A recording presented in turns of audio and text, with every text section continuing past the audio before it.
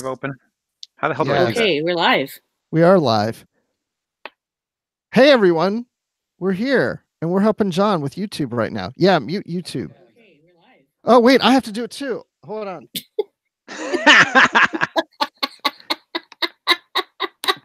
Well, it's like you can't do it in advance, you know? No, sometimes. that's really dumb. Okay. Hi, everyone. We're live. We're here live from the edge. Woohoo! Everyone, woohoo! Raise your hands. Yay! We're doing this. Well, I tell you, I'm ready. I got zero preparation, plenty of hot takes, and lots of rage. So let's go. That's what we asked from all of our guests. Yes. Hi, Are we everyone. ready Welcome. for some DEF CON level fun? DEF CON level fun here Okay, on Live Poppy. from the Edge. I'm Poppy. so ready, Poppy. Don't you love that name? I do. So everyone, hi, welcome. I'm Bruce Gibson. Welcome to the show. And with me, as she always is Brandi Jackola. How are you doing, Brandi? You had some technical issues there. Oh, there were so many technical issues that we've never had before, and now they're fixed. And now I know what to do in the future. So yay! Yes, and those who are joining us live or listening later, we started 15 minutes late because all kinds of issues going on, but it's all fixed. All the technical issues, we've gotten the control under control, I guess you can say. We got the gremlins out of the works, man. We did. Speaking of gremlins, we have a guest with us on the show tonight. I'm a gremlin. Well, keep me out of bright light then. Right. We have John Krikorian here. How you doing? Hey, Bruce. Hey, Brandi. It is great to be here with you. I am super excited. And as I said earlier, I'm ready for some DEF CON level fun talking about the Red Angel. It's going to be awesome. It is going to be awesome. Before we start, John, why don't you tell us just a little bit about yourself? Sure. I've been a Star Trek fan since I was 6 years old, watching it on reruns cross-legged in front of the TV as a Ute growing up in New York, and have loved it ever since. There's never a time I wasn't into Star Trek. And just about a year ago, I decided to get into the Star Trek podcasting world. So I started a podcast called Trek Profiles over on Tricorder Transmissions, where I interview Star Trek fans about why they love Star Trek and why it matters to them. And it's been a super awesome experience. I just passed my 1 year mark, and it's added so much to my fandom that I've just decided that I love doing this podcasting thing and talking to other folks about Trek. There's just nothing that beats it. Absolutely. Yes, it's a great show. I've enjoyed listening to it, and we're so glad to have you in here. And I'm so glad that the chat group is here, active as always for the last 15 plus minutes. And we might as well get right into it. So yeah, we're talking about the Red Angel. This is episode 10 of season 2. And I don't know, first impressions after watching it, does it live up to the hype, do you think? Because, we've been trying to figure out who the Red Angel is. And of course, we're going into spoilers right away, because if you're listening to this, I hope you watch the episode because you're going to be spoiled. But, we did find out who the Red Angel is at the beginning of the show, kind of. Which I thought was great because, normally you're expecting some big giant reveal after a whole bunch of drama. And, at the last minute, someone takes off the helmet and we expect to see who it is. And instead they're like, oh, by the way, we solved the thing and here's who it is. But, I will say the thing about the episode I think I like the most is that it started by taking a breath, which is something I think Discovery has not been so good at. And it was nice to see a more contemplative moment, because the show has a tendency to whipsaw around so fast, and everything is all this plot at warp 7. So it was just nice to have it just start in a place where they could sit and talk to each other and just actually have a moment to remember Arium. I thought it was a nice change of pace. Honestly, I loved it.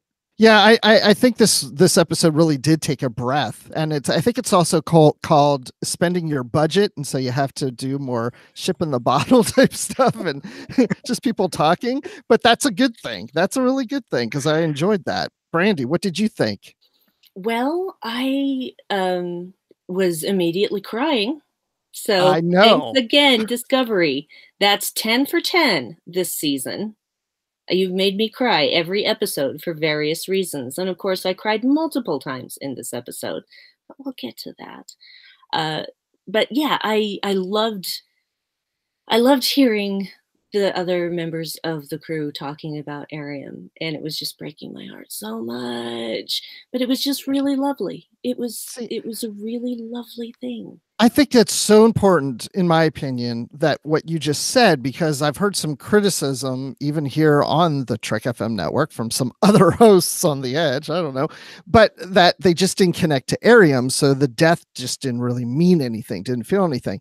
And the way I felt about Arium's death in the previous episode and then the funeral in this episode is, to me, it's not so much about Arium, but it's about the other characters. I'm relating to our characters and how they're going through a loss and seeing someone that they've loved as part of their crew and reflecting not just on their love for her, but what it is that they're going through in life. And they're reflecting on that. I mean, you saw in the funeral that even when Stamets is making his speech, the camera's going back and forth between Colbert and him. He's really kind of talking about himself, about, relationships. And I think that's the important thing to take from Arium's death.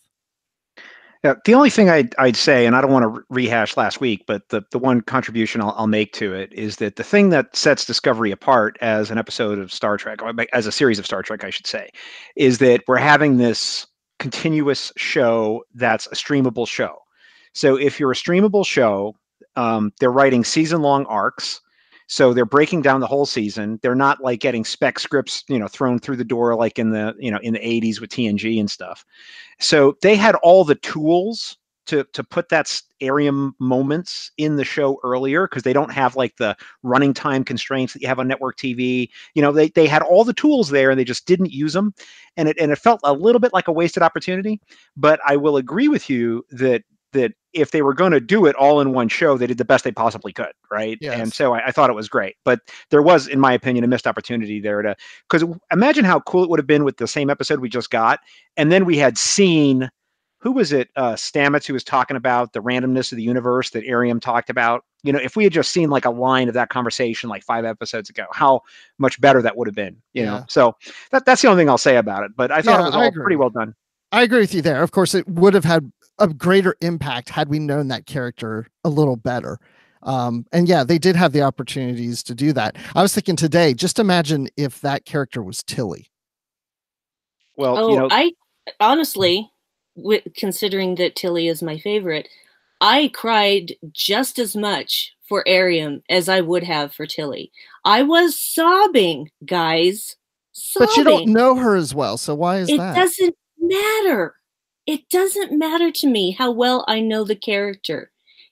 They showed me enough of her for me to connect to her humanity, which is what we haven't seen up to this point.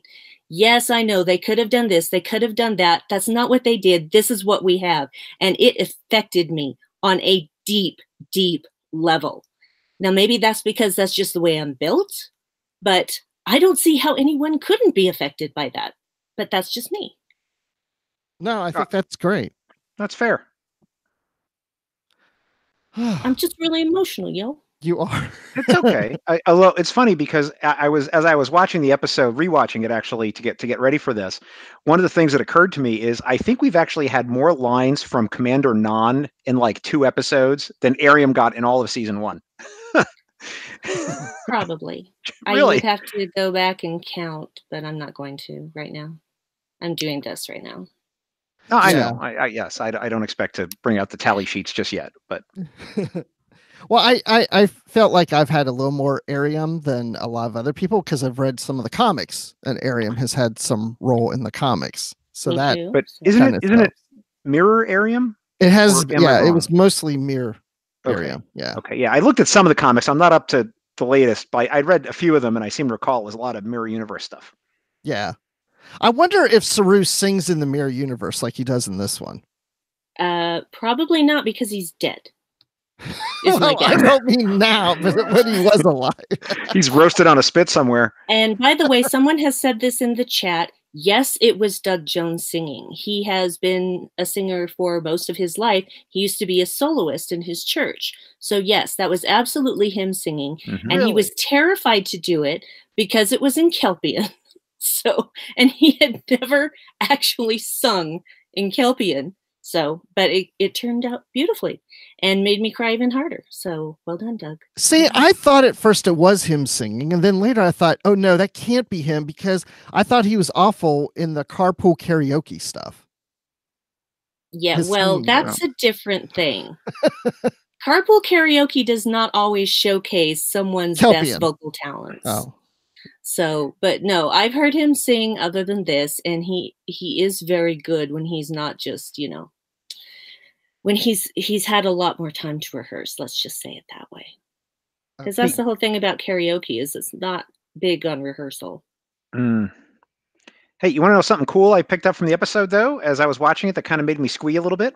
What's was that? we learned that Detmer is augmented, and I originally took that to be an assistive device, like she was injured in some way, like on the Shenzhou, and that was just like Geordie's visor kind of thing, except it was just on half of her head. But when she was talking about Arium at the funeral, and she was talking about not being afraid of her augment, I thought, wow, it's not like, okay, I'm gonna get you some amount of vision back, but it was like a whole step up, and I just thought that was great. I was glad to find out that little tidbit, so I thought that was cool. I always actually assumed it was some kind of augment because of just the way it was attached to her head, and I just thought there's got to be something in her brain that is actually interfacing with that so that she has vision in that eye. So it never occurred to me that it wasn't an augment of some kind. But Maybe she never really talks about we it. never really got an explanation, right? We a lot of the background crew is sort of just there, and we don't get those explanations. So it was just nice to get an answer one way or the other. So I appreciated it. Yeah. No, that is interesting. Like, I'd like to hear a little more about that, of course, and learn more about these other characters on the bridge. Yeah, I just always figured, yes, she had an accident when she was on the Shinju, and then she has this thing that just kind of helps her eye, but there might be a little more to that than what meets the eye. Sorry. So, oh God, how that hurt me. I've got a pain right here now that you said that. Ow. It couldn't have been done any other way. Let's be honest. So I've got a question. Why is Yes. Spock not back in uniform? Because he doesn't feel like it. Well, that's an interesting question because I watched it a second time today and I thought, why is he still wearing the beard? And it's the same thing. I guess he's just still on leave. I think he's technically. I'm pretty sure he's technically still on leave. Second of all, he has not. He doesn't like the Discovery uniforms. No, I don't think it has anything to do with that either. I think it has everything to do with the fact that he is not actually acting as a Starfleet officer at this time. And I don't think he wants to be acting as a Starfleet officer at this time because he went through something extremely traumatic where he almost lost his mind. And he doesn't want the added burden of being an officer right now as well. He needs to get back to a place where he can balance his logic and emotions, and he isn't in that place yet. Yeah. The chat says he's still on medical leave, and Spock is still wearing the beard because Burnham doesn't like it. Oh, it's a little bit of sibling. It's a little bit of sibling tweaking going on there. Oh, he does a lot of that in this episode. Yeah, how'd you think of that? I love some of those scenes between them. And there's times he's just needling her, and other times he's very supportive and apologizing to her. Or accepting her apology, I should say. Yeah. Well, that's the... I'm sorry, go ahead, John. No, I was just going to say, I think they've got the whole sibling sort of, needling each other thing down in a very sort of Vulcan human synthetic way, and I thought it was just great. I thought it was acted well. I thought it was written well. And you can give or take, you can leave or take whether you like Burnham or not and the whole scenario, but the scenes between them, I just thought were stellar in space. I see what you did there. Sorry. And honestly, guys, it couldn't have been done any other way. No, I agree, though. I love every interaction between Spock and Burnham, or Spock and anybody, or Burnham and anybody. I mean, I'm easy to please, apparently. But when they're together, yeah, it's fireworks. Like, ooh, exactly. So, but I just really love that because, I have two sisters. And, we rib each other good-naturedly when we were kids. It was maybe not so good-natured sometimes. But yeah, it's like, yeah, that's something I would have probably done to one of my sisters at some time. So just needle. Oh yeah. But my favorite one was when my favorite thing I think about it, besides them finally coming to some kind of unspoken agreement and tenuous being able to be in the same room without biting at each other.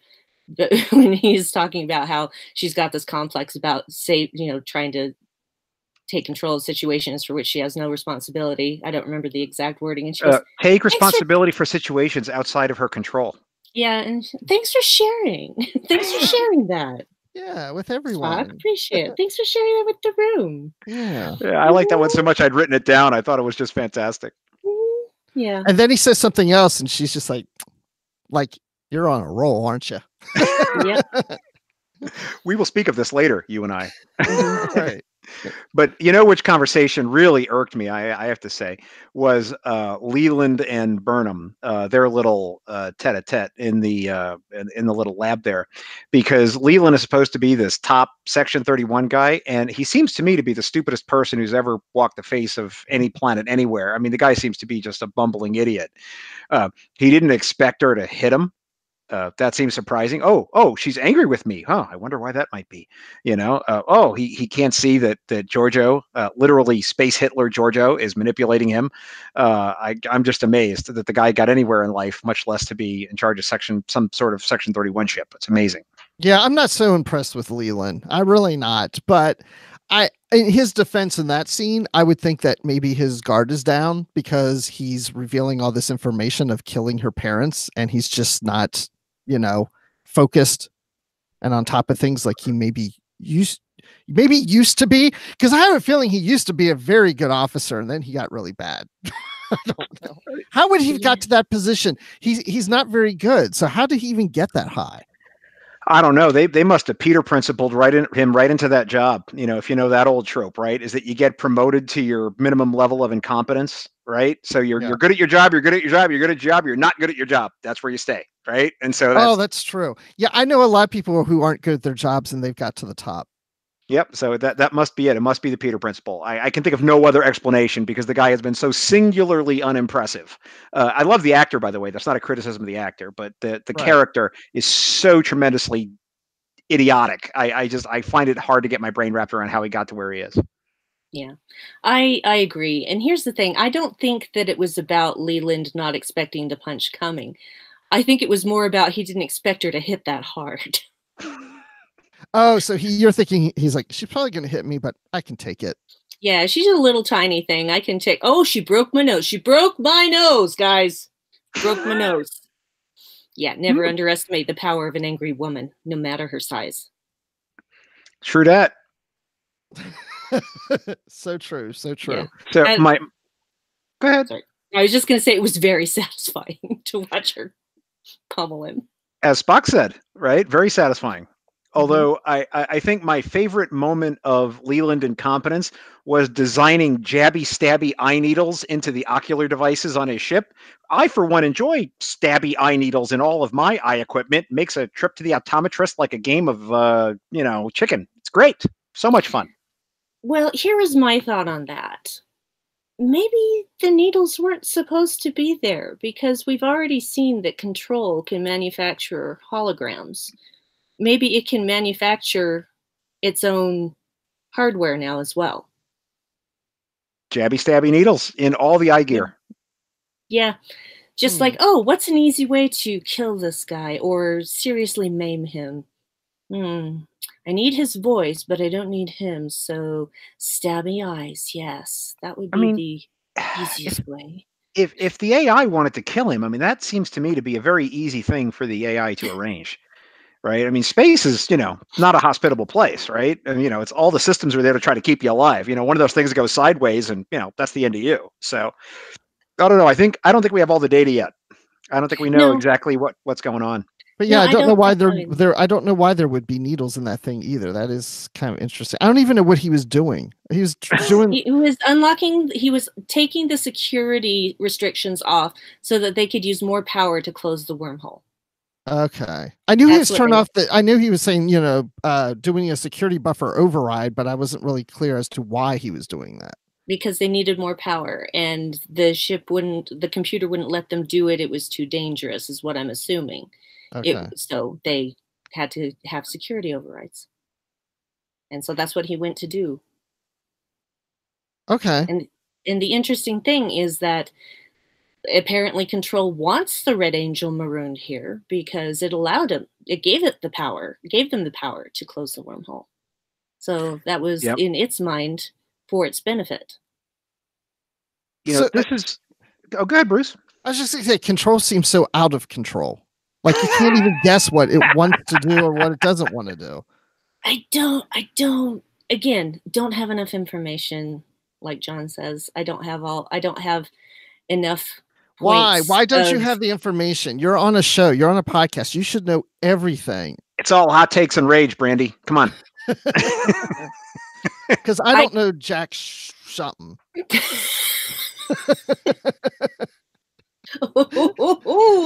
Something. We almost had a word. Oh, we had words before we had gone on live. Most of them out of my mouth. All right, the chat is calling me out, saying Leland is not as bad as we think. All right, so if he's got some master plan and he's playing 7D chess, you know what? I'm not smart enough to watch Star Trek Discovery then, because I literally cannot figure it out. But the one thing I will say is, and I've said this in other contexts, which is and this is not a criticism of any of the podcasting that we're doing, but it always feels like to me that you can't even really look at an episode of Discovery. It's like saying, well, I read chapter 7 of Lord of the Rings and let's evaluate it. You got to kind of look at the thing as a burrito and not pull out the rice and eat the rice and be like, well, that rice was not good, and then eat the beans. It's a whole meal. And I think that the show really has to finish a season to be looked at as a whole, and I almost feel like it's a little bit of a fool's game. It's fun, but it's almost a little bit of a fool's errand to try to analyze these episodes like we could with the more classic Trek. But I'm game for it. It's still a pleasant thing to talk about. Yeah, well, it's like I was watching it with my wife, and I mean, I know we're open to spoilers. I don't really want to jump to the end, but she was just asking me like, oh, well, how can this be? And I'm like, well, I don't know. We'll have to see what happens in the next episode. You're right. It's not going to be all resolved in one episode. We have to get through every chapter to get to the end of the book and say, okay, how did that story play out? And then at that point, if you don't have answers, you either say, okay, they missed this. They never answered it. That's confusing. I don't like it. Or, well, maybe we'll see that in season 3. I see Christopher. Oh, go ahead. Or maybe we'll see it in the Section 31 spinoff. It could be there. Why am I seeing things in the chat about Tasha's sister? Anyway, go on. I don't know. I just want to give a shout out to Christopher Littlefield, who came up with Star Trek Burrito. You, sir, are very interesting, and your ideas are interesting, and I wish to subscribe to your newsletter. That's all I want to say. Well, you can go back to last week's Live from the Edge and see his opinions on that episode of Star Trek Discovery. Wonder what the M5 computer thinks of this, though. I don't know. Talk about plenty of hot takes and lots of rage. That's the M5 right there. Okay. My favorite scene, though, from this week, my favorite little bit, and it was such a nice little scene, was just the non-Burnham scene in the hallway. I just want to give a shout out. I thought both the actors did tremendous. I thought it was just really well acted, beautifully shot, beautifully done. I have no notes. That's cool. That scene, I mean, it didn't stand out to me. That's interesting. I mean, I thought it was good, but it just, if anything stood out to me, it was more Burnham's reaction to finding out that she wasn't responsible for her parents' death. I mean, that performance of just, the tears and the different emotions and just taking the time and just playing that. And then just, the anger and before the punch. I mean, she sold me right there as a performance. That was awesome. So I do see that Lindsay Latham says Leland should not be blamed for Michael's parents because it was an accident. How is him not warning them about Klingons coming for that time crystal an accident? That is not an accident. That is negligence. That doesn't make it an accident. when you are in a intelligence sort of counterintelligence type role like Section 31, your whole job is to think about every possibility, right? Exactly. That's a Yeah. fail. Yeah, well, we already established Leland's stupid, so yeah, he knew incompetent. He knew that the Klingons had tracked the time crystal. He knew that. Right. He didn't do anything about it. Yeah. I don't know. I'm sort of getting apprehensive a little bit about this Section 31 show, mostly because I'm a little wrapped around the axle about Giorgio, and I tweeted something about this. But I mean, I love Michelle Yeoh. I love everything about the actress, but the character is horrendous, right? I mean, she is literally evil and has killed millions of people. And I'm like, oh, I don't know. We're supposed to be rooting for her. I'm not really digging that right now. I'm not feeling it. Don't you feel like they're softening her though? Yes, I do. Because that last interaction between her and Michael, and there didn't even need to be words. It's just Michael starts to walk away and she grabs her shoulder.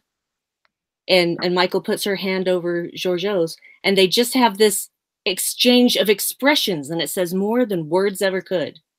And I'm just like, okay, that was beautiful.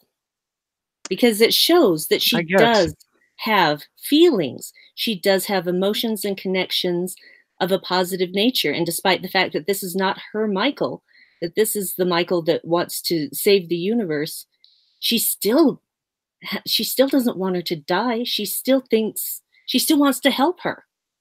I get that. Can't be all bad. Yeah, but it's like in this episode, I felt that Giorgio was more Captain Giorgio. Like this is the point where I was like, she feels more like our Prime Universe one and not the Mirror Universe one. And I'm just wondering why. Oh, really? That whole scene with Stamets and Culber and Tilly and oh, not that scene. I'm talking about the scenes with Burnham and how she's, reacted. But even when she's looking at Culber and Stamets when they're down the planet and Culber comes to Stamets and wants to talk to him, and he says, "Not now." I almost felt like she's looking at him like she's kind of watching out for them and trying to make it work in her own way, helping them. Yeah, I kind of felt that as well. And I really do appreciate Michelle Yeoh's performance as well, because it is full of, she has a great time chewing the scenery when it's called for, but she also has these great quiet moments, like she did with Michael, like she did when she was looking at Stamets and Culber down on the planet. But is that really true to the character? I think so. I think, honestly, we don't know her well enough to say that she's irredeemable. I don't think she's irredeemable. Should she be? I mean, if she killed millions or thousands or whatever it is, I don't know. I mean, we know she's conducted genocides, right? And done so, I would say, gleefully. And so when you put the fact that, here's someone who is probably with the very worst kinds of things that people say about people they hate, in today's pop culture, racist, evil person who hates the other, all the kind of thing, like the worst possible things. She's all of that, all of it, and did it, but by direct order or in her name. Planets were exterminated. I'm not sure how I can rehabilitate that. So that's my own struggle, and I'm okay to see where it goes, but I just mark me down as very skeptical. Yeah, I mean, I want to. I like her, and that's what scares me, is that I'm liking this character. And I was thinking, even watching this episode, how much I want to see the Section 31 series because of her. And then I think in the back of my mind but think of that past that she has. How can I forgive that of her?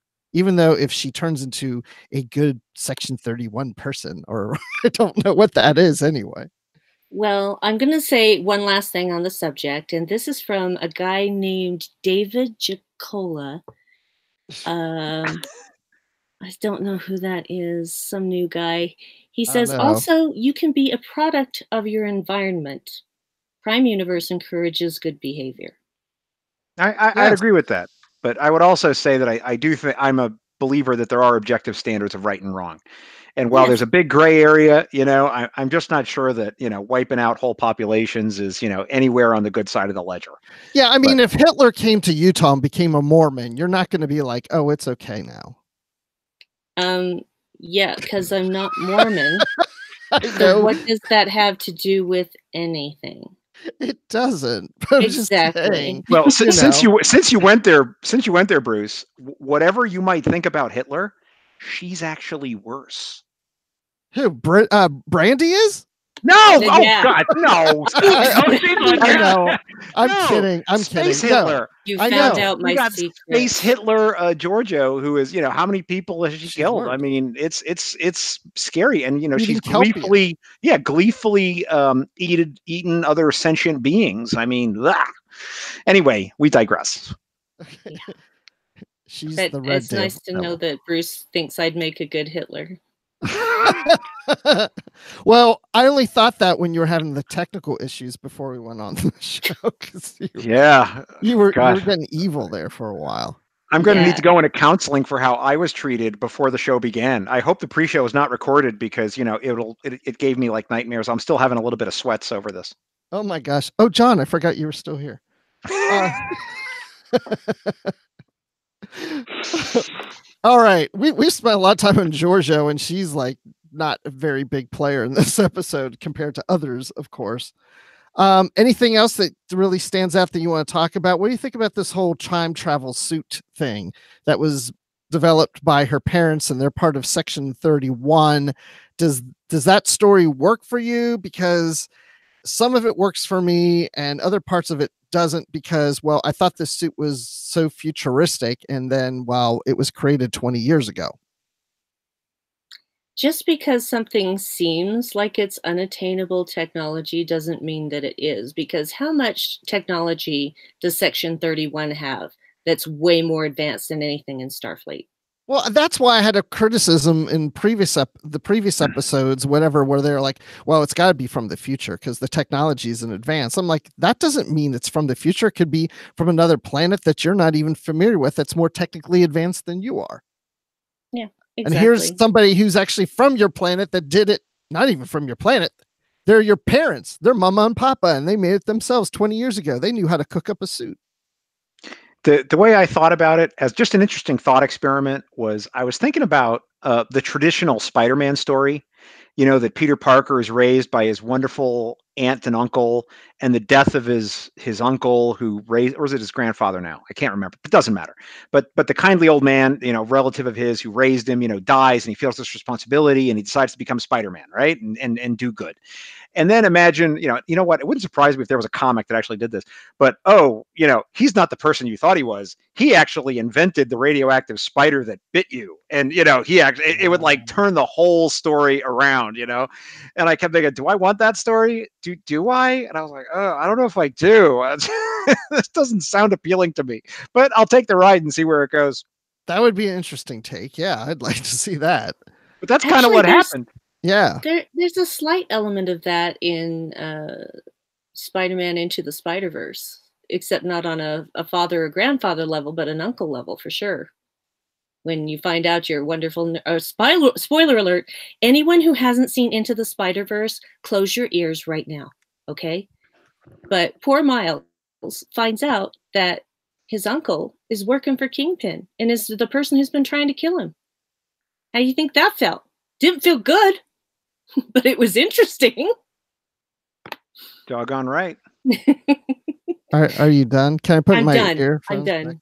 back? I didn't hear any of that. Don't listen to the tracks later either, Bruce, or you'll get spoiled. Okay, I won't do that. Hey, so here's my headcanon, and maybe this is kind of hinted at in a way anyway, maybe this is the intention, but the suit was being developed because the Klingons were playing with time travel, and they were saying also that there had been other planets, including Earth, that had some advanced technology.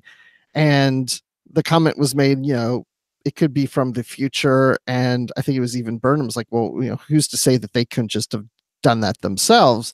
But I also started thinking about the temporal Cold War, and if there was some play in that in the past, that some people have access or has seen future technologies in order to build these things, like the suit.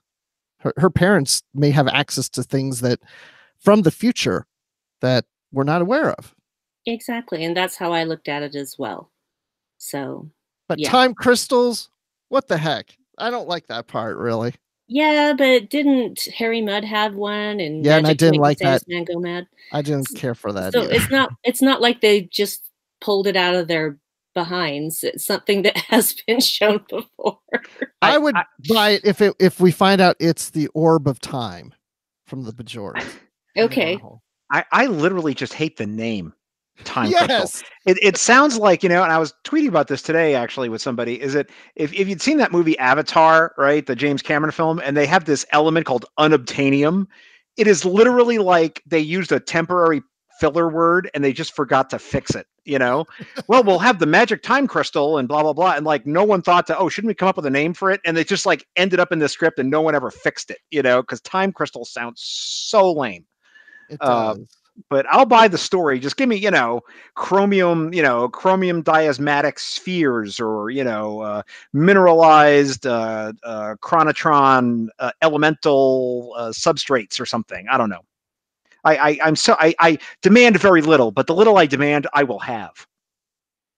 Okay, That's a well, quote from Apollo in TOS. Justin Ozer just put a link to Wikipedia about time crystals.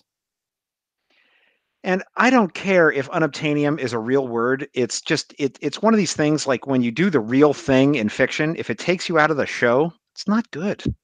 Oh, believe me, he's not defending it. He's just stating a fact. No, I know. Because yeah, How we're do you not know? gonna. Brandi, how do you know what that man's thinking in the chat? I don't know. I just feel like I have some kind of mental connection to him that I can't explain. Oh my gosh. Okay, so the suit and all that stuff. Let me ask you this, because we briefly mentioned that we find out that Michael is the Red Angel, and that is that near the beginning of the episode. So, did you think Michael was going to be the Red Angel, and this confirmed your theories? I did, because, and here's the thing, okay? You guys know I'm good at figuring things out. And by guys, I mean collectively, the people in the chat too. And I usually figure things out. Sometimes it may be 5 minutes before it's confirmed, but I usually can put the pieces together. But this blindsided me. And all I can say is, well done, writers at Star Trek Discovery. You pulled one over on me, and that is not easy to do. So in this case, though, as I was thinking about it earlier, it is still possible that Michael can be the Red Angel as well. Yes. I just told my wife that too, and she looked at me cross-eyed. Yeah. Well, she does that all the time, but yes, it could be. Well, let's just back up a little. So yeah, Michael, it's identified that she is the Red Angel, but then we find at the end of the episode, it's really her mom.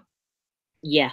And that was that thing where I was just like, wait, because that's not Michael. So is that Michael? Is that an older Michael? Is that not Michael? And then she goes, Mom? And I'm just like, what the what?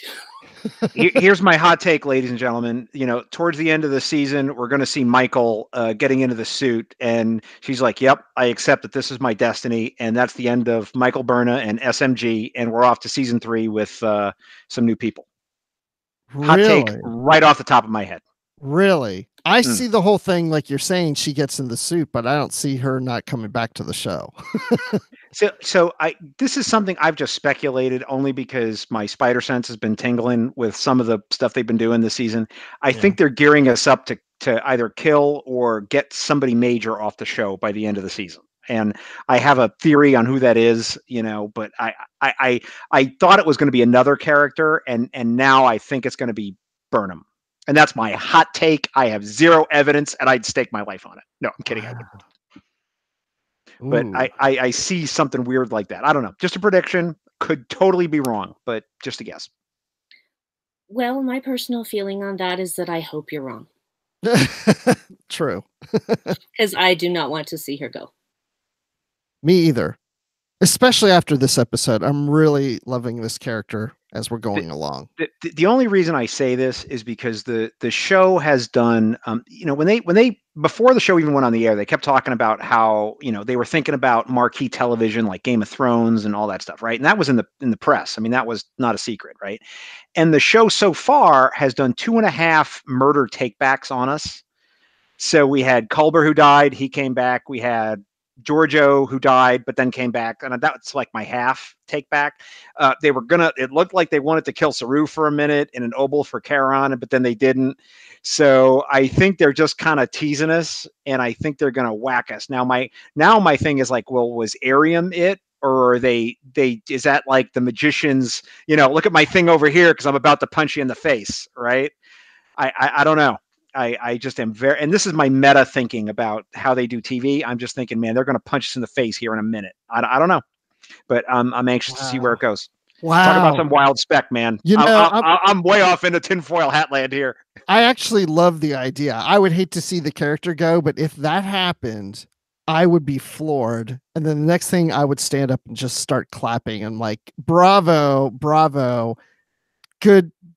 Good having guts to do something like this.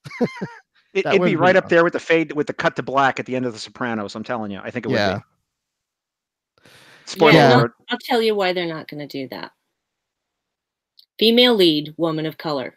They do that, there will be a massive uprising. So I don't think that that's going to happen. So she's protected and can't get hurt in the show? I did not say that she couldn't get hurt. I'm just saying they're not going to kill her off before season I didn't 3. say she was going to die. I didn't say she was going to die. Yeah, she's off being the Red Angel. I said she gets into the suit and goes off on her mission. That's different. I still don't see her being gone. I don't. By the way, either. I came up with all this right now. So don't think that there's any deep philosophy here. This is all stuff right off the top of my head. No, I mean, I think she'll still be around. I think she's under contract anyway to stick around, but no, it would be shocking if they did something like that. Totally shocking. Well, and here's the thing. I don't like people doing stuff just because it's going to be shocking.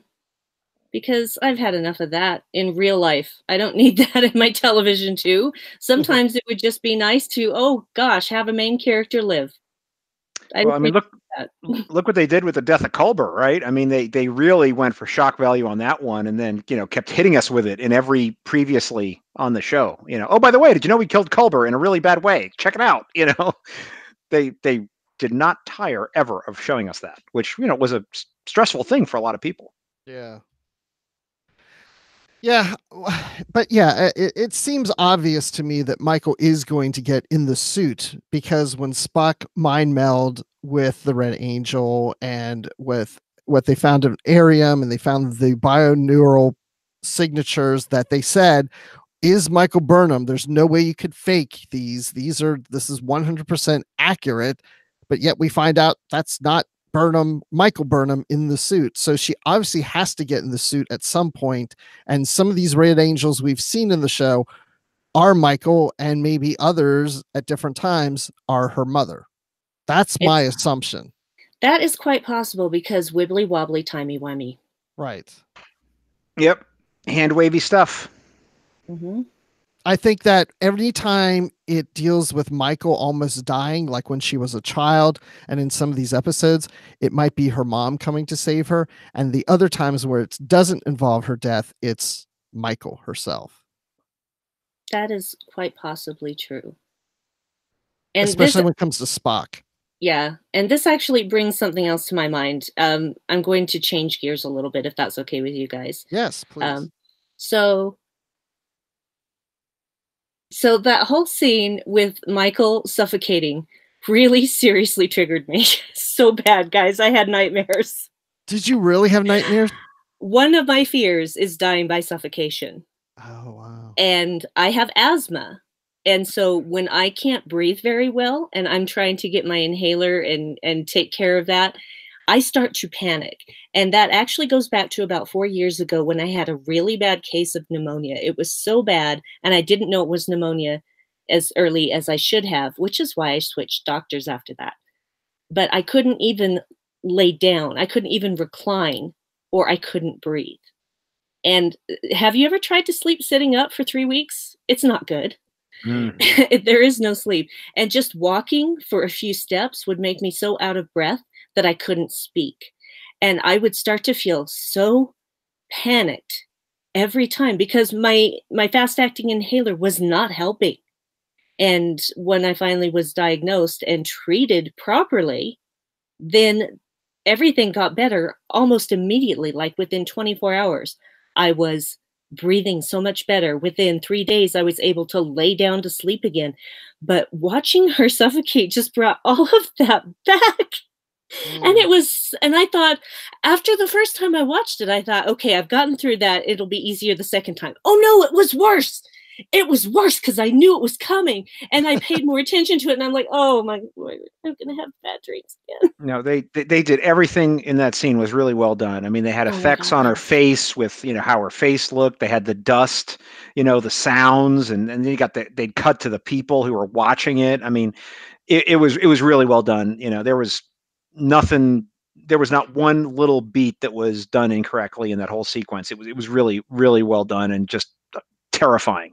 So I totally agree with you. And if anybody out there that had any kind of issues with breathing, I think could totally identify with how traumatic it was.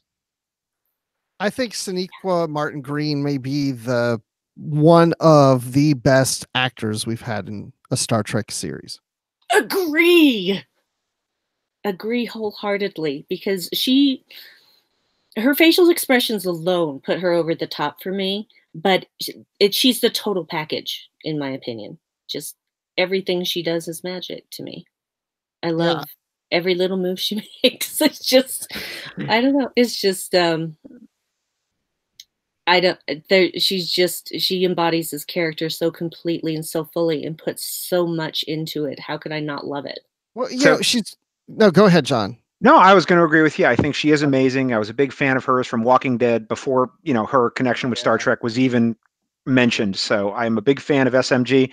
I think she's wonderful, and I think she deserves tremendous credit for the acting job that she's doing. But I wanted to run a thesis by you and maybe the folks in the chat. And I'm particularly thinking about fans who have been longtime fans of Star Trek from like maybe 10 years plus.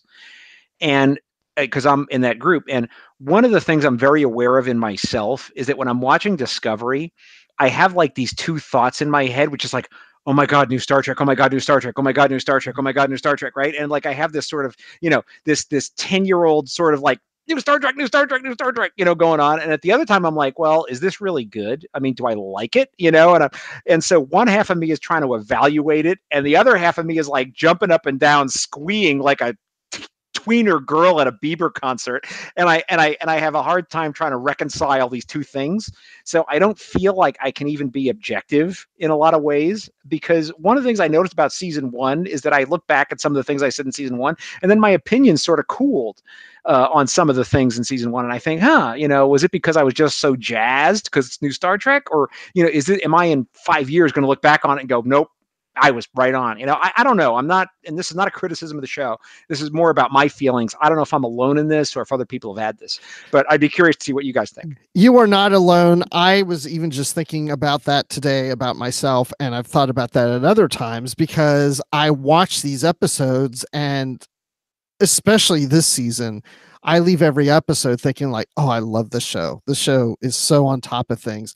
And then I get online, which is a big mistake, and then I hear some criticisms, and I'm like, well, yeah, I can see that. And I've also come to find out that I'm more of a forgiving type person. Like I always look for the good in things, and then there's people who always look for the bad in things. And I'm not trying to be critical when I watch it, but I understand some of the criticism, but I don't see it a lot of times. Like, like I'll hear people say, like, today I just heard someone say, oh, this episode was clunky. I've watched it again and I never left it feeling like it was clunky. I don't know where they got that from. And I'm like, is it because, like you're saying, John, I'm just so into this because I've been a big Star Trek fan. I'm so excited about it that I'm just not seeing it and I can't be objective or not. I have never claimed to be objective about this show because it's impossible to be objective about a creative work. We are all going to interpret things differently depending on our life experience, our loves, our hates, all of those things. It's impossible. This is a creative effort. It is not a textbook. You cannot be objective about this 100%. And I don't ever even bother trying. I know what I like. I know what I don't like. And so the criticisms don't always bother me. In fact, they rarely bother me because I just don't see things the same way. And nobody sees everything the same way as another person. We are all individuals. And so how can we be objective about something like this, upon which there are so many levels of interpretation? I think that's fair, Brandi. I think it's very fair. I think that's perfect. I will be thinking that all the time now. I'm happy to help. Absolutely. Yeah, and I do agree. I mean, even when people are like, "Oh, I don't like Star Trek," or of course I like Star Wars also. "Oh, I don't like Star Wars." That's fine. I don't expect everybody to like the same things that I do. But I can tell when something is really bad. Okay? Even if I love it, I know if it's really bad. Well, we've seen Star Trek episodes or movies that we go, "Yeah, I love Star Trek, but that really wasn't very good." But that's not the case for the most part in this series so far. No, I think you're right, Brandi. And one of the things I think that I identify with when I watch these episodes is, like I said, I was a veteran, right? And I was actually in the Navy on a submarine. And while policies and procedures will change, there's a certain set of rules about how ships work, and how things have to work on a ship to make the thing go. And when I watch a Star Trek episode and I see something, I'm like, no, I don't think that would work. And I'm not talking about like how much vacation somebody has, or I'm just talking about, how they do maintenance or some little technical thing that I'm like, yeah, that's not how that would actually work. I think, that's the kind of stuff that takes me out of the episode. And I totally get that other people would be like, what? That I didn't even notice that, because we're all the sum of our experiences. So I think you bring up a good point. I'm going to reassess now based on what you said. Well, I appreciate that, but there is one thing I cannot forgive in movies or television, and that is people using asthma inhalers wrong. Just ask anyone who's ever had asthma. You don't go, that's not how it works. You inhale.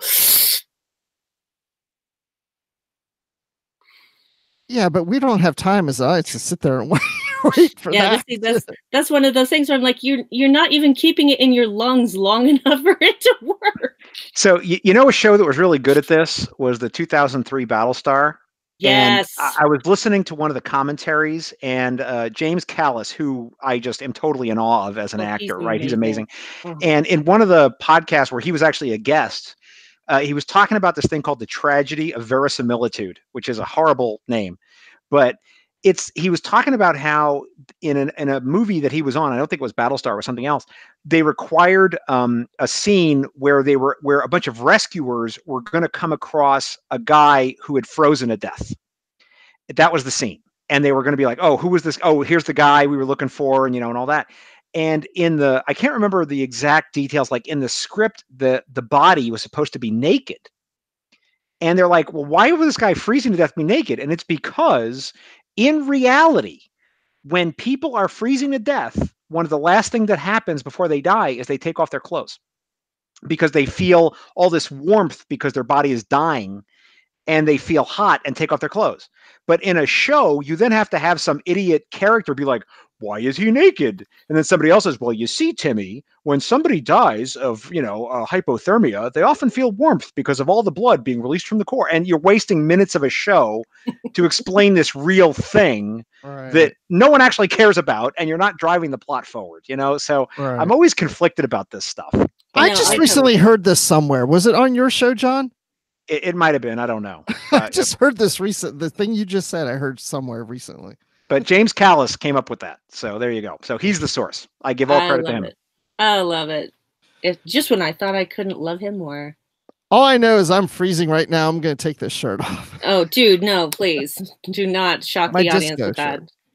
Oh, sorry. I'm out of uniform. I got my 2009 science outfit on here. I love that. So, yeah, I wear this around town. Typically when I go to the grocery store, I got to be styling. Spreading the living long and prospering at the Safeway. Seriously, do you? As I do. Have you ever done that? Or do you really do that? I totally have, man. Yeah. Okay, cool. Did you see the recent Star Trek Let's Make a Deal episode? No, I haven't seen that yet. I was in it. Oh, really? I was in it. I was called. I was up there with Wayne Brady. Oh my gosh. Did that air this week? Earlier this No, it week? was 2 months ago as we I was Oh, recorded. gonna say man. that was like 2 months ago. Well, I remember they taped it like In months September. ago. Yeah. In September. Yeah. And no, And I I was in it, remember it and was I was coming. dressed as a follower of Lokai from TOS with the half black, half white. Oh, Oh I'll have yeah, to man. look for that I will totally somehow. wear a costume anywhere, man. You know what? When I was young, I would be like, "Oh, I'm a nerd. I don't want to be beat up." Now I'm like, "I'm a nerd." I'm out and proud. I think we all got to be that way. Well, I would have rather be beaten up for a Star Trek uniform than have been forced to wear dresses to school every day. So, we pick our battles. Same here. My mom was always putting me in dresses. I'm So like, rude. So rude. I'm Hey, like, where's my maybe stance? though we can find that episode of Let's Make a Deal on CBS All Access. Well, that's It's where I on was there. going to look. Is it? It's still It on is. there? It absolutely is. Yeah. All of CBS. It's all on there. Yep. Yay. Guess what I'm going to do tomorrow morning? Hey, okay, let's jump back to Discovery here. Yes. Let's talk about the show. Let's make a Discovery now. Ash So- Tyler. I wanted to Yes. talk about that real quick. What'd you think? I loved Ash Tyler. He was one of my favorite characters in season 1. And I'm not buying, like, this season, he's not doing anything for me. Even the relationship with Burnham, I'm just kind of, I need something more from him. He needs his own story, like an episode. Yeah, I can kind of see your point. I'm just happy for anything that I get, but I think that he doesn't know what he's still in that he's kind of in the same place as Culber, but Culber's figuring it out a little bit better because he actually went to counseling. And yeah, that was a lovely scene, by the way. Culber talking to the Admiral and as a counselor and not Loved as it. an admiral. Loved it. Absolutely adored that because I have been through counseling in my life and I am a huge advocate for taking care of your mental health and asking for help when you need it because that actually does not make you weak, that makes you stronger. That if you're strong enough to admit that you need help, that makes you actually a really strong person. Are you hearing me, Michael Burnham? Anyway. Can I just say something? And I mean, this is very personal, but I have never been to counseling, but I just made an appointment today for next week. Oh, good for I'm you, Bruce. trying to deal with something. So that it was good to hear that actually. So thank you. It's honestly the worst period of my life. If I had not gone to counseling, I probably wouldn't be here today. I probably at some point would have taken my own life. So get help, people. There's nothing to be ashamed of. You would get help if you had a physical ailment. Get help for mental ailments. There's nothing to be ashamed of. And we need to erase that stigma that there is something that's just incurable about you if you have a mental problem. No, that is not how the body works. That's not how this works. So I am so, so grateful for them putting that scene in this show. I had a point and I've already forgotten. No, I know what it is. Okay, so Ash is still trying to figure out who he is now. Because he doesn't have his, he's not on the Klingon homeworld anymore. He's not there to help L'Rell. And he can't be in Starfleet really.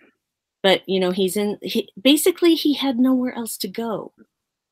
And he just so desperately wants to just do something right. I feel like that's his main drive right now is he just wants to do something good, something that will benefit people instead of, to just for his own self-worth, I think. But he just hasn't figured himself out yet. So, and maybe the writers haven't figured him out yet. I'm not sure. Well, and maybe they're saving that for a little later when we do see L'Rell and the Klingons. There's a classic scene I think that's going to come up at some point. I just want to lay a marker on this, which is that if you've ever seen the classic Richard Gere film, An Officer and a Gentleman, he joins the Navy and he goes to like basically officer boot camp, and Louis Gossett Jr. is the guy who's trying to get him through, and they end up in this big fight at the climax of the film. And Louis Gossett Jr. is like, "Why don't you leave? Just quit, just quit, just quit," and that just quit. And it's this moment of high drama. And Richard Gere looks up at the character, looks up at him, and he says, "Because I don't have any place else to go," And it's one of the most dramatic moments when the guy realizes, like, this is all I've got in life. If I don't complete this, like, I'm nothing. I this is literally the last thing I can ever do in my life is this. And while that may or may not be true, he believes it to be true. And I think that we're going to get a scene like that with Ash Tyler at some point, where he's going to be at the end of his rope and he's going to be like, if I don't do this thing, or whatever the thing is, I'm over, because he was Vogue and now he's Tyler with a little bit of Vogue sauce sprinkled on top, and sorry. Oh dear, that came out very differently than I'd intended. All right. You can't take it back. It's live, baby. No backsies. No backsies. It's all good. It's all good. Right. Now you know why my podcast is edited 7 ways to Sunday. But I think we're going to come to that scene where he's just like, this is it. This is all I've got. And if I don't make this thing work that I've subscribed myself to, I'm nothing and I'm over. And I think there's going to be a moment of high drama, and I'm looking forward to it, because I think that Shahzad is certainly up to the acting challenge of it, and I think it's going to be a high drama moment. So I think that's one thing I really am noticing and enjoying about this series is it's not so much about the relationships with each other. It's more about them individually on their own self-discovery. I feel like there's so much of that going on where people really are trying to figure themselves out. And it takes this journey and this relationship with family, as mentioned earlier in that episode, and exploring the stars and the future and the technology and the science and all this exploring. It all comes down to just the self-discovery of oneself. And that's really where the adventure is. Yeah, well, I personally think that you never stop discovering things about yourself, because we are not static beings. We are growing and evolving every second of every day. And, I'm not the same person that I was, a year ago. I'm not the same person that I was 10 years ago. And I'm constantly learning new things about myself. I mean, there are certain things that stay the same. I cry at everything, right? And my laugh is obnoxious, and, things like that. Those are things that I know about myself that are fixed. But there are other things that I've discovered that, on my journey of discovery, that I never realized were a part of me until I started examining, oh, wait, I'm actually interested in this thing now. Okay, let's explore this. So you're saying that luminous beings are we, not this crude matter? Yes. Excellent. Totally approve. Well, we've hit that hour mark, though. My goal is to make y'all regret totally getting me on this show. I feel like I've succeeded. Absolutely not. Nice try, though. You've got to bring a lot more trouble if you think you're gonna make it. I made a start 15 minutes late.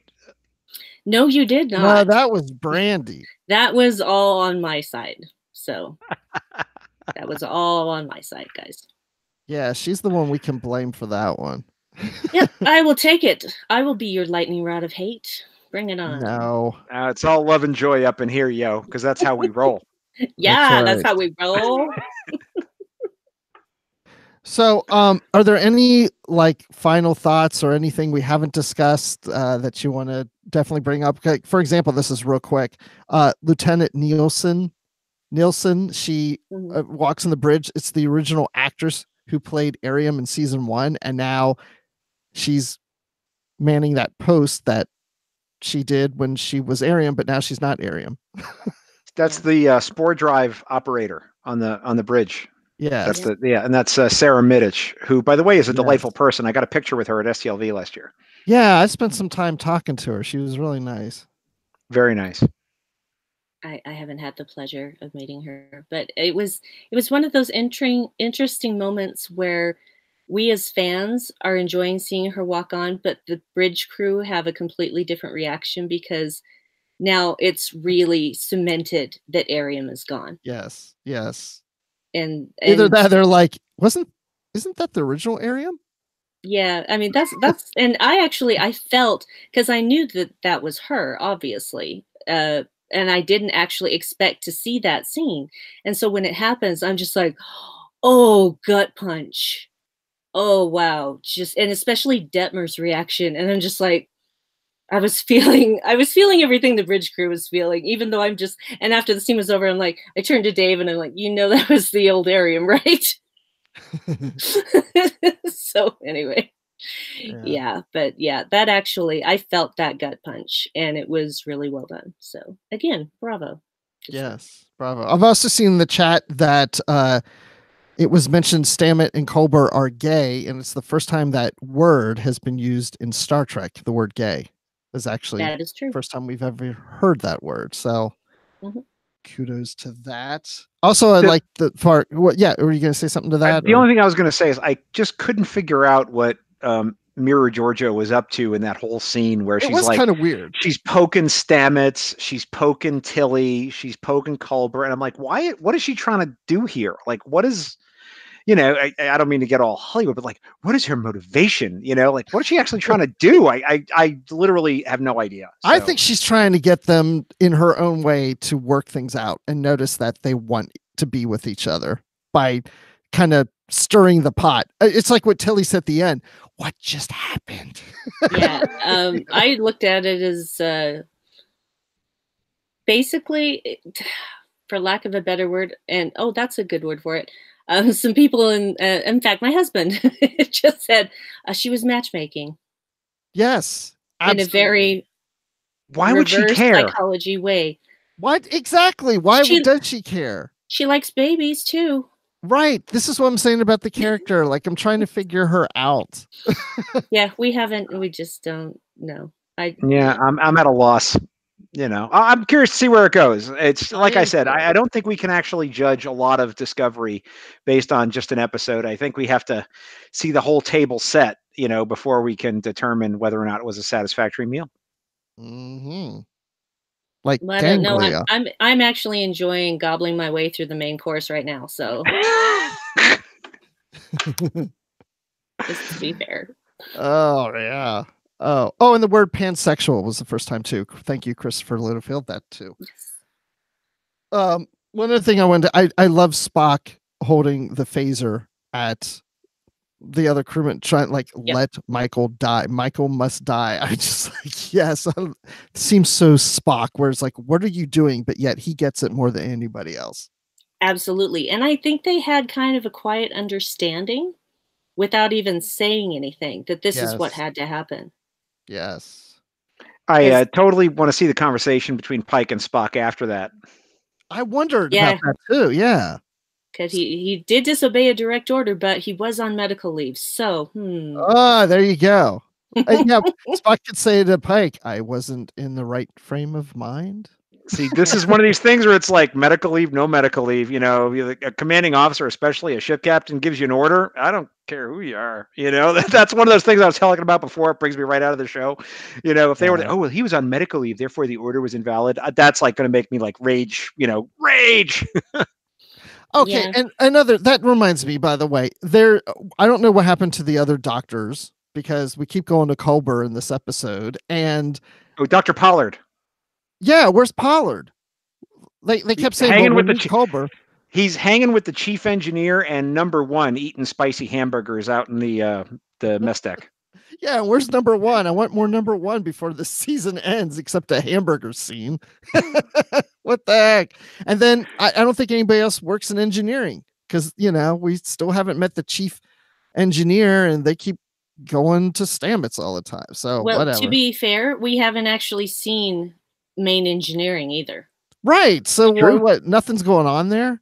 It's like even in this situation, it's like it doesn't have anything to do with the spore drive, and they're like, "All right, well, we should get with Stamets, or we need Stamets on that." It's like, what? Why is Stamets the go-to person for everything when it comes to engineering? Him and Tilly. I mean, I know it's a show, and you got actor, whatever. I'm just saying. It's. Like, I had a problem with all the Star Trek series, by the way. Well, this is what I said to Dave earlier because we were talking about this, and I said, well, when you think about chief officers like chief engineer, chief medical officer, etc., in real life, those people are not actually as hands-on as they are in Star Trek. That's true. They actually are in more of an administrative position where they're delegating stuff. And yes, maybe they do enjoy taking, a full shift in engineering or sick bay or whatever from time to time. But honestly, we saw that so often in Star Trek that it's actually very unrealistic. It's far more realistic to maybe see them from time to time, but we haven't been introduced to them at all because why do we care about middle management? We don't. Well, no, that's a true thing.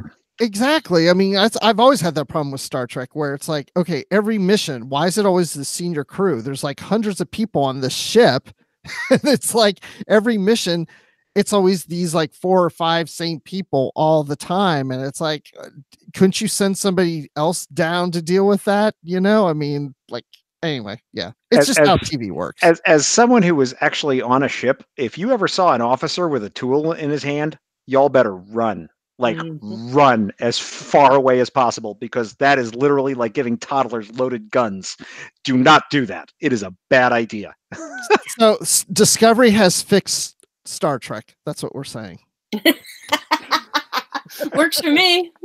All right, I want to ask the chat real quick to rate this episode so we can see what everybody thinks of it. I'm still not really sure where this lands for a lot of people yet. So I did go online and read some comments, but I didn't read that many.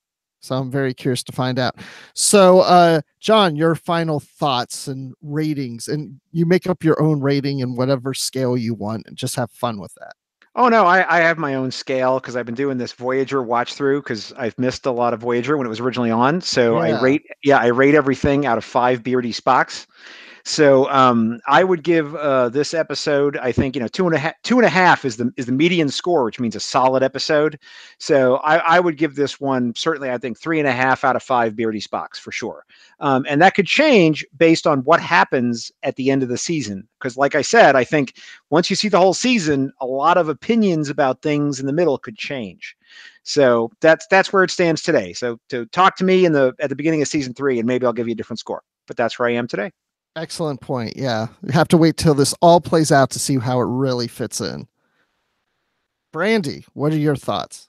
Well, despite my difficulties with parts of this episode that did not in any way lessen my enjoyment, but just triggered certain past traumas, I enjoyed this episode. There was just so much fantastic performance from everybody. It's just, there was everybody just bringing their A game. So for me, it's going to be, I can think of a really silly scale. I'm going to rate it 6 out of 5 puffs off of my inhaler. We don't have time for 6 puffs. I used to just rate everything out of Spocks, and then before the season started, all the a lot of just negative people just came. Oh, Spock doesn't have a beard. Beard Spock. Beard. I was like, all right, now I'm using bearded Spocks, beardy Spocks for everything. So excellent. I like beardy Spock. There you go. Oh gosh, I do. I'm not just for his appearance. Come on. Oh, okay. But no, I like a nice beard, and he can grow a good beard.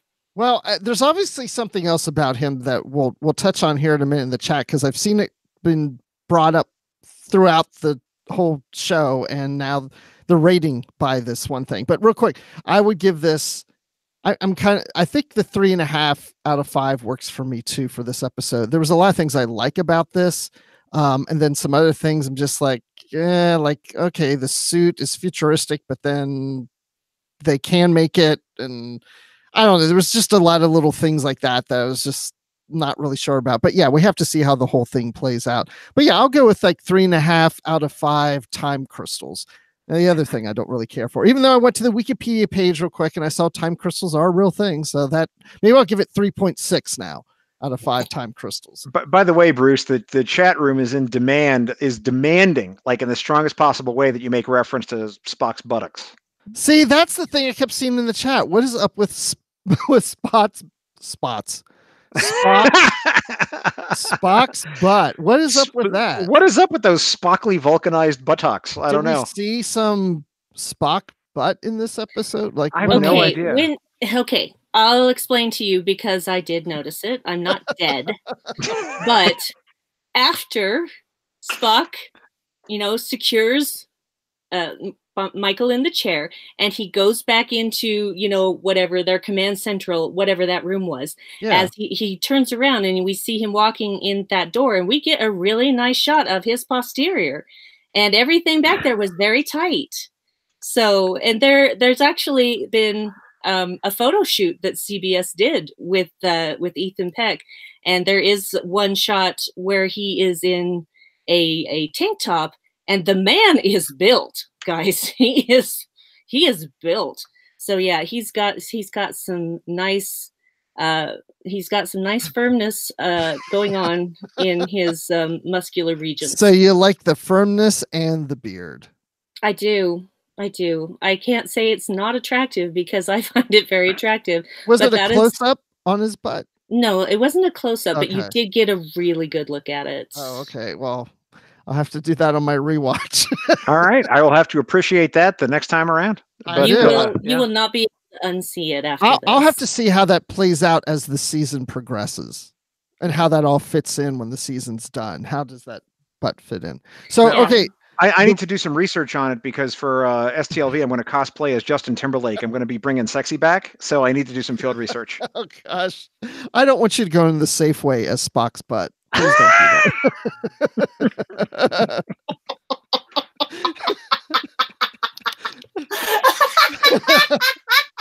You never know what you're going to see in the coffee aisle. That's all I'm saying. You're in there trying to pick up your K-cups and, maybe a nice piece of chicken, and all of a sudden, bam, it's in full effect. Living long and prospering. Prospering. Oh my gosh. Okay, we gotta wrap this up. So let's look. We have some scores in here. We're gonna hit the butt thing again. Okay.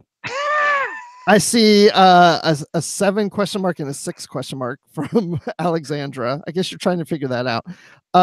So 3.5 undead moms out of 5, 6 out of 7 Red Angel appearances, 12 out of 10 Red Angel suits. Wow, that's really great. 7 out of 10. Insert whatever thing here. Spock's butt is the real Red Angel. Automated Joy, I see you. I see a 10 out of 10. Places with that, and I'm not gonna. 10 out of 10 and a 1 out of 10 Spock butts, 9.5 out of 10, 3.75 out of 5 eye pokes, 4 out of 5 flirting former emperors, 8 out of 10. 8 out of 10 people are questioning the 1 Spock butt, 4 out of 5, 2 Spock butt cheeks. Okay, that's enough. I think that's about all the ratings. I think we get it. So yeah, it's still fairly high. There you go. Okay, very good. Anything else, or should we just close the shop and get ready for next week's episode? I think we've done enough damage for today. I think we have. So, John, when you're not sitting there in your room on your butt, where can people find you online? You can find me pretty much at Trek Profiles everywhere. I'm most active on Twitter at Trek Profiles, but I also have Facebook at Trek Profiles, and of course, TrekProfiles.com, where you can find links to my podcast where I interview Star Trek fans about their fandom and why they love Star Trek so much. And I've been very fortunate to have some great guests on sharing their stories, and it's been just a real blast and a real honor for me to talk to these folks and to talk Trek with them. So that's where you can find me. Well, let me ask you real quick. Have you heard of the show My Star Wars Story? I have not. I have not. Interesting. Okay, I just wondered because that's a show that's very similar. It's a show where Scott Rifen is the host, and he interviews Star Wars fans, and it's all about their Star Wars story. So I just wondered if you guys knew each other. Actually, no. I'll give you the very brief reason how I came to it, which is that on Tricorder, my friends that ran Tricorder knew me because I was a supporter of the network and was, interacting with them on social media. And they know that I live here in Vegas. And they were doing a series of podcasts that were about Star Trek Las Vegas. And they wanted to do like a 101 series for, what should people know about the city? What if they want to go to the grocery store? What if Oh, they the want Shore to, Leave podcast, right? yeah, the Shore Leave Yeah. podcast, which is part of Tricorder, and they asked me to be on the show because they know I live here, and I said, yeah, sure, I'll do that. And Heather said to me right at the beginning, she's like, you should do a podcast for us, and I was like, yeah, no. And the reason is because there's so many great Star Trek podcasts out there that everything's being done, right? I mean, you want episode analysis, you want, hangouts. I mean, there's so much great content out there. I mean, Trek FM does an incredible, amazing work. There's the Trek Geeks, there's Synthaholics. I mean, there's so many great shows out there, and I just thought I couldn't do anything new. And I was actually listening to a podcast that has nothing to do with Star Trek. It was a tech podcast, and the host was saying, "Well, my show isn't about the tech; it's about this community of people that we've built." And I thought, oh my God, that's the show, right? I'm going to make a show not about Star Trek. I want to do a podcast about Star Trek fans, not for fans, but about fans. And that's when the whole thing came to me. Like literally, it was one of those bolt of lightning moments. And I wrote up a thing, sent it off to Tricorder, and that document, that pitch, that's still the show. I haven't changed the format at all. It's this exact thing I came up with right then and there. And it's just been great. So if people have an interest in that, go check it out on Trek Profiles. You can start anywhere because it's an interview show and it's not sequential. So give it a listen if you like. Awesome. Well, thank you for joining us. It's a great show. And by the way, Heather has been on Live from the Edge when we did an episode on season 1. So she was on that too. So Brandi, tell people where they can find you, and then we'll go to our closing thing. And we need the chat. I've seen some suggestions on what voice to do, but I would like to see if there's more suggestions that come through. Yeah, you gotta get them out now, people. So you can find me on Twitter at BrandyWine12 or my alter ego, Dark Amy Nose Rockets. It happened on a live show. So you can also find me trawling you trolling in the Babel conference. I'm trawling for posts, not trolling, trawling. Look it up. It's a word. And you can hear me on this show. You can also hear me on the Dark Corner podcast with some guy named Dave Jackola. Now he's my other better half, my sweetheart, my partner in crime. And we do a podcast where we talk about whatever we want, usually nerdy stuff, from a bit of a darker point of view. And there's another secret project that isn't fully announced yet. So you'll have to wait till next week on that. I know where people can find out next week. I know.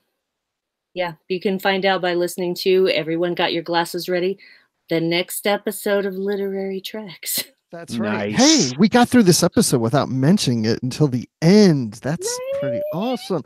Yeah. So you can find me on Twitter at Admiral_Rex. And of course, on Literary Treks with Dan Gunther here on the Trek FM network about Star Trek books and comics. And you can find me on the Star Wars Report, of course, talking Star Wars, and we'll be at Star Wars Celebration in Chicago in just a couple of weeks. So if you're going to be there, let me know, and I'd love to meet you because I love meeting fans. That's what Celebration is all about. It's about the community and meeting one another. And so anyway, I guess that's it. Brandi, so we have some suggestions on how to read our closing here. One is, and I don't recommend this one, the voice of Spock's butt. No, thank you. We won't do that. The voice of Suffocating Burnham. Yeah, the voice of Suffocating Burnham. That one I think would do good. Or there's one, the closing as Cornwell doing a therapy session. Linus, we've had that request before. And okay, here's the thing, guys. If it's going to require a digital alteration of the voice, I cannot do it. Right. I cannot. And I kind of like this one here. Giorgio's flirting voice. No. I'm not even touching that one. So any of those interest you, or do you have one on your own?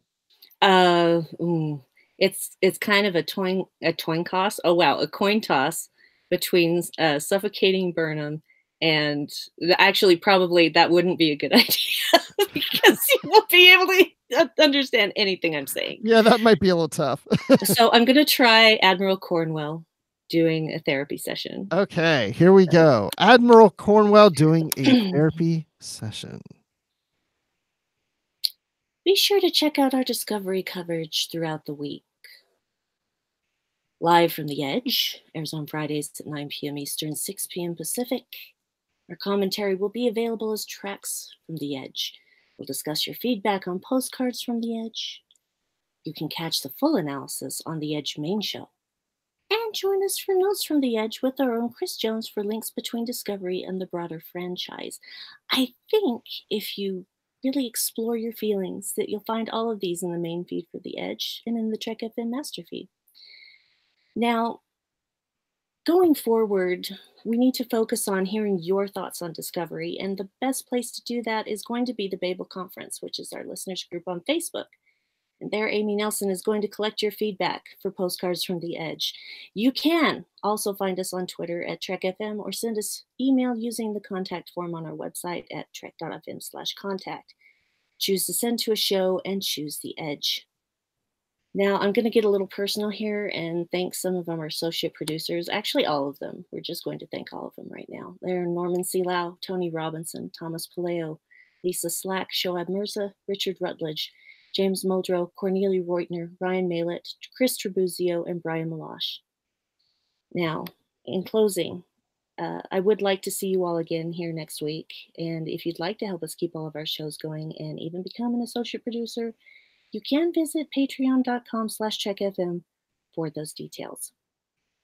Yay. Thank you, Admiral, for that session. I hope it was okay. It was. I was pretty impressed. Okay, thanks. It is. I never know how it's going. Because I'm reading a thing and I'm not looking at the chat or anything. Well, one of the things the chat said after you started, the suggestion came in about singing like Saru. I thought that would be it sounded like a mix between Admiral Cornwell and a little bit of Bob Ross, happy space squirrels. It was. Yes. That was very Bob Ross in there. I love it. There are no accidents in Star Trek, just, happy accidents. Yeah. No mistakes, just happy accidents. Just little stars with eyes and a little smiley. And there's a little Klingon living there, and he's got a friend. Let's give him a little friend. Let's give him a targ. Let's give him a little targ right here. Oh my God, I totally want that show now. Oh. Well, CBS is Bob Ross Klingon. Kapla, my friends. I can picture. I bet if you look online, you can find a picture of Bob Ross as a Klingon. I bet somebody's already done that. If not, they will now. I'm Googling Klingon Bob Ross as we speak. So, real quick, one piece of business I want to mention real quick. If you're listening to this live, or if you're listening to this the next day as a podcast, if you're a patron on Patreon with Trek FM, I am hosting the monthly chat or conversation, whatever we call it, the roundtable, and it's at 4 p.m. Eastern, 1 p.m. Pacific, and it's about Star Trek IV, The Voyage Home. That's what we're talking about tomorrow afternoon. So, hey, join us. It'll be a lot of fun. With that said, John, thank you again for joining us. Chat, thank you for joining us. And Brandi, as always, it's been a pleasure. And how do we end this? Live long and prosper. And keep calm and disco on. Bye. Boom, chuck, boom, boom.